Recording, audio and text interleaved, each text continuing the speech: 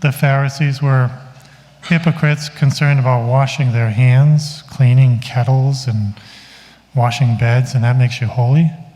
They deceived themselves into thinking something like that. We can imagine Catholics doing the same, because our faith is very externally oriented as well as much more internally, of course. But we do have a lot of externals that we can focus on. All kinds of things, genuflections or holding rosaries and fingering them and really not praying them perhaps with our heart, coming to Mass, all kinds of things, decorations. We can do all these external things and not necessarily mean them from our heart. Of course, the external things help us to internalize our faith.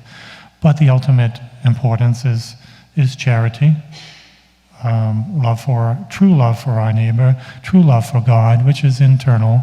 We always have to, this is the great challenge, trying to internalize our faith and love for God. And we really love our neighbor internally. Do we look upon our neighbor with great love and mercy and helping them? This is the challenge, this is the adventure, the beautiful thing, if we can really love our neighbor, and that will really help us to love God.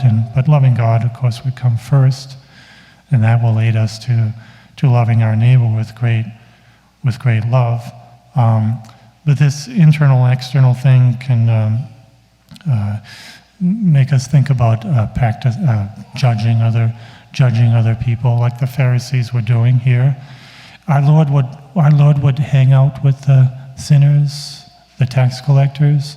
Did he hang out with them and party with them? Did he chum up with them and do what they did? No, our Lord was in their midst, setting them an example, loving them, taking them from where they are and bringing them to a better place. And can you imagine being in the midst of tax collectors and they're all just in total awe of Jesus? Do you think they were sinning? Do you think they were doing bad things in the company of Jesus? No way. Just they were open. They were open to Jesus, and you can bet that he converted a lot of tax collectors because of his accepting them where they are and bringing them to a better place. This is one thing I reflected on being a Franciscan of the Immaculate, because we've always been super conservative.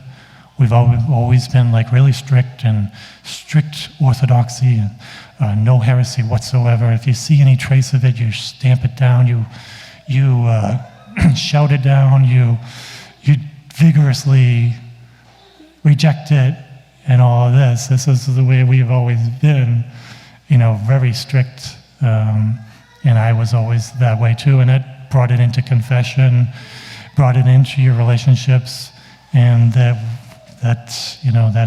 I've learned a lot from those days to, you gotta sober these things. You gotta sober your treatment of other people with the truth. You still hold on to the strict truth of the gospel, the strict truth of the teachings of the church, but our application of it has to be with great understanding and charity. This world, you could say, is going to hell in a handbasket.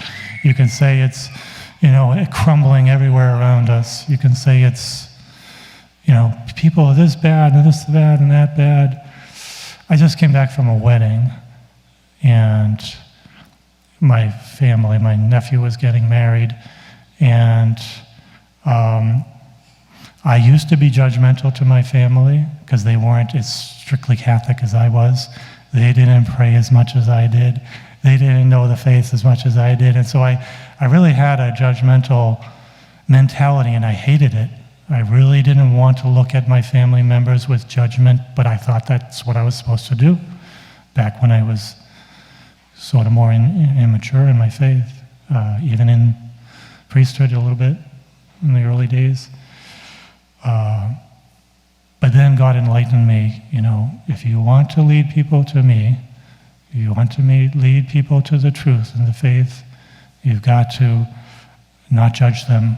you've got to accept them and bring them to a better place, bring them to Jesus. And that was a huge help to me in relating to my family. So I go into this wedding, typical wedding. The ladies are all dressed in somewhat immodest clothing, and no grace at meals. Everybody's partying, and the music's blaring, and my ears are ringing, and here I am sitting at the table next to my mother, who's of the same exact mentality as I am, and here she is praying and suffering because of illnesses she has, and offering it all up for everybody there. And this was a great opportunity to me to look with charity towards everybody that was there. And these are a lot of really good people in the sense of charity. The toasts and the roasting and that was happening for the groom, my nephew. They were really beautiful. They're really edifying. There was no religion involved. There was some. Some of them were emphasizing faith and the importance of faith, and so they had it. They had. You imagine if I went there with a judgmental spirit, it would have snuffed out the little faith that they might have had.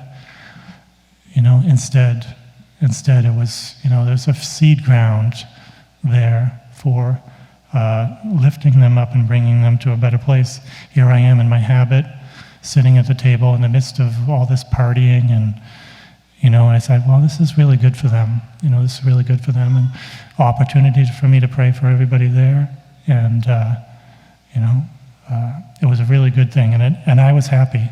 I was happy to be in the midst of everybody there, talking about the faith. I was doing that, but just to be there in a habit is a great witness to people, as opposed to, contrary to a judgmental spirit, there's no way you can have that today and lead people to God, because people don't even know the Catholic faith. The Catholics don't even know their faith.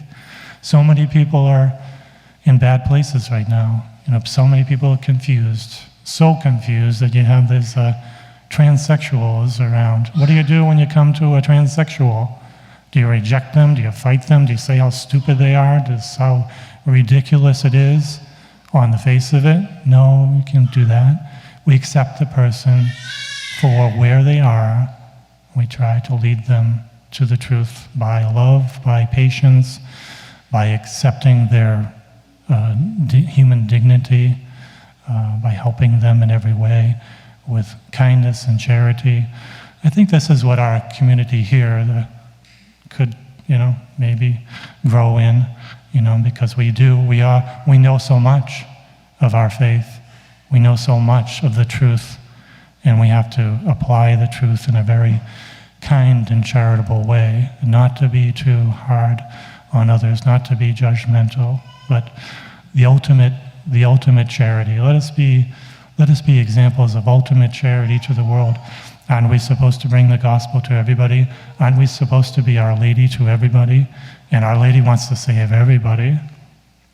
We're supposed to bring Our Lady to every heart beating on earth, not just the little cliques of people that we know and who share our values, but to everybody, to the popular crowd. And we can do that by accepting everybody for things we can accept.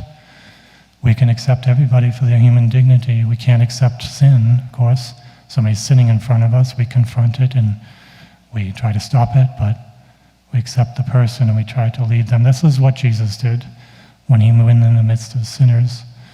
And this is what we can do. And then we can be happy in the company of sinners, happy that we can set a good example for them and pray for them and say some words to them that can help them and lead them to the faith. And this is what we do instead of judging, instead of passing judgment. And passing judgment is that big internal thing that we can do that kills us and that kills our neighbor, doesn't make us happy. Loving our neighbor and thinking kindly and mercifully upon our neighbor brings us great joy to be in the company of anybody and everyone.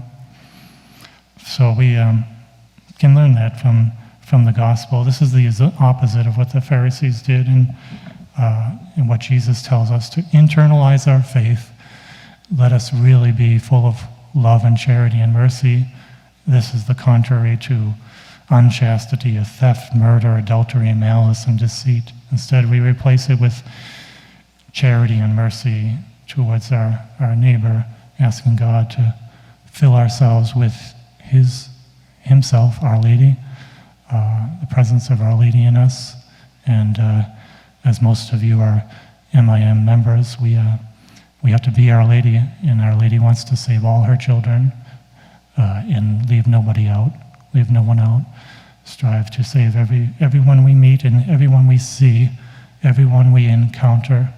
We accept them as children of God and try to bring them closer to God in whatever prudent way we can think of, whatever prudent way Our Lady will inspire us to do.